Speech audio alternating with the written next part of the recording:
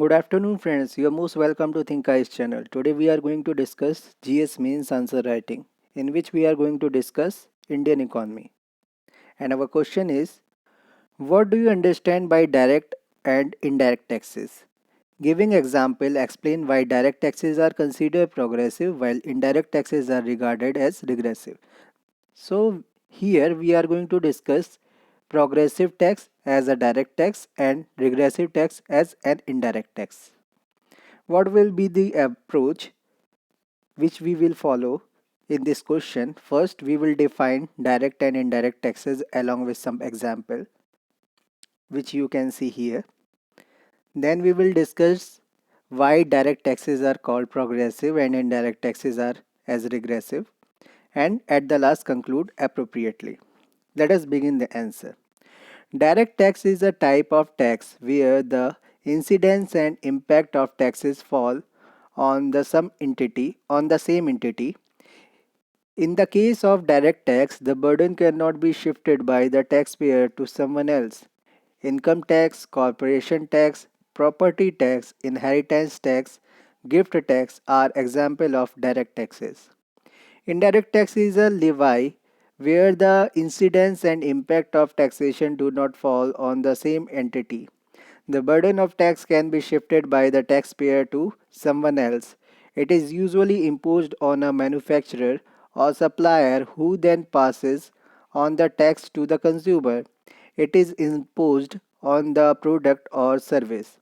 Indirect tax has the effect of raising prices of products on which they are imposed. Goods and services tax GST, custom duty, etc. are examples of indirect taxes. Direct taxes are considered progressive because the government can impose a lower tax rate on low income earners compared to those with a higher income. That means in direct taxes, it is possible to impose higher taxation rates for the rich and lower tax rates for the poor. It reduces the tax burden on people who can at least afford to pay them, and take a larger percentage from high income earners. For example, personal income tax in India has a higher tax rate for higher income slab. Indirect taxes are considered regressive in nature as they are applied uniformly to all taxpayers regardless of their income level. For example, some rates of taxation is applied in case of GST, an indirect tax, on the same amount of goods or services purchased.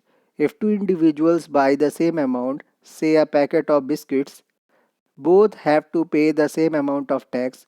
The GST in effect constitutes a higher percentage of the lower earning individual's wages and a lower percentage of the higher earning individual's wages.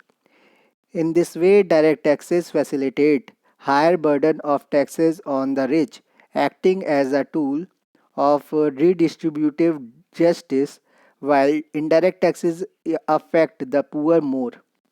Therefore, increasing the indirect taxes is considered as a regressive step, while imposing direct taxes as per income level of the taxpayer is considered as a progressive tax. Thank you very much.